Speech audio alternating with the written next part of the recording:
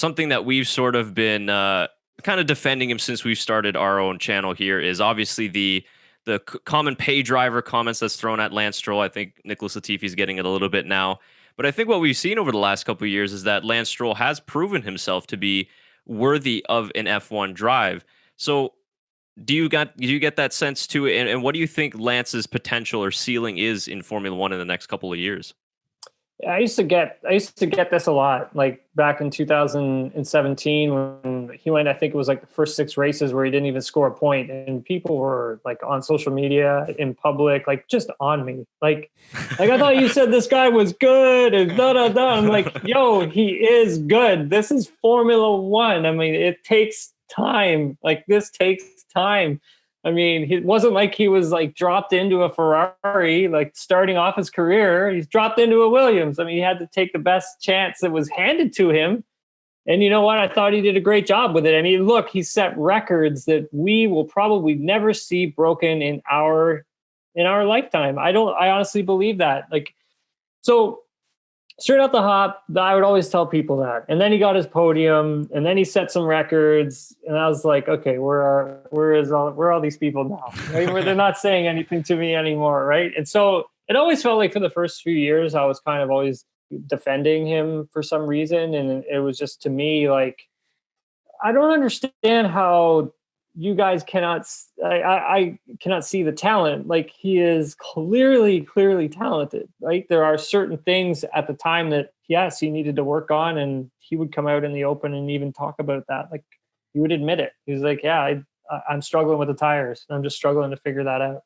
And so for him, now we're starting to see the full sort of package come together, right? I mean, going 2 years at Williams and learning and then making a jump into another team it's a very difficult thing to do, because now you're learning from like a whole different group of people. You have to build your trust up again with everyone, and you have to build your trust up again with the car and what they've done with it, because you're not used to driving something like that. You're not used to how, Racing Point at the time, Racing Point went about their business. You're just not used to that system. So it takes a while to get comfortable again. So we've seen him now make this transition into, like, his qualifying is like incredible now. Like, it's one of the things that stands out the most to me with Lance this season is the qualifying performances are awesome, which is huge because he struggled at it for so long.